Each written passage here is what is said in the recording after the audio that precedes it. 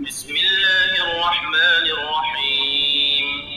قل أوحي إلي أنه استمع نفر من الجن فقالوا إنا سمعنا قرآنا عجبا يهدي إلى الرشد فآمنا به ولن نشرك بربنا أحدا وأنه تعالى جد ربنا ما اتخذ صاحبة ولا ولدا وأنه كان يقول سفيهنا على الله شططا وأنا ظننا أن لن تقول الإنس والجن على الله كذبا وأنه كان رجال من الإنس يعوذون برجال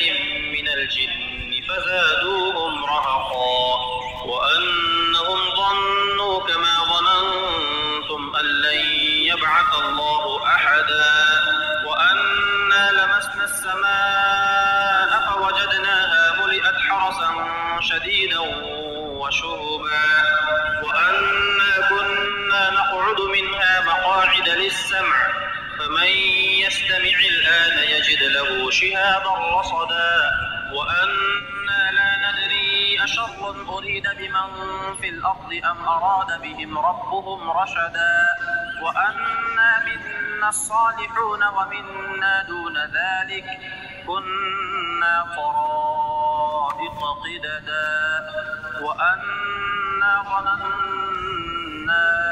أن لن نعجز الله في الأرض ولن نعجزه هربا وأنا لما سمعنا الهدى آمنا به فمن يؤمن بربه فلا يخاف بخسا ولا رهقا وأنا منا المسلمون ومنا القاسطون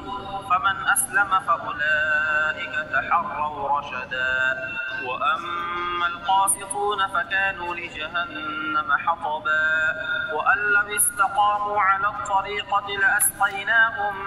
ماء غدقا لنفتنهم فيه ومن يعرض عن ذكر ربه يسلكه عذابا صعدا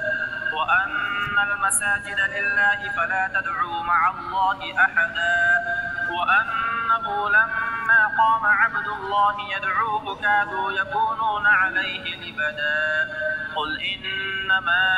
أدعو ربي ولا أشرك به أحدا قل إني لا أملك لكم ضرا ولا رشدا قل إني لن يجيرني من الله أحد ولن أجد من دونه ملتحدا إلا بلاغا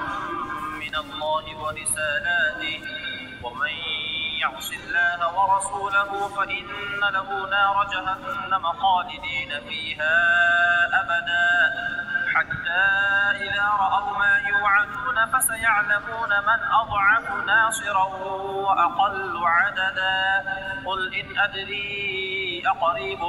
ما توعدون أم يجعل له ربي أمدا عالم الغيب فلا يظهر على غيبه أحدا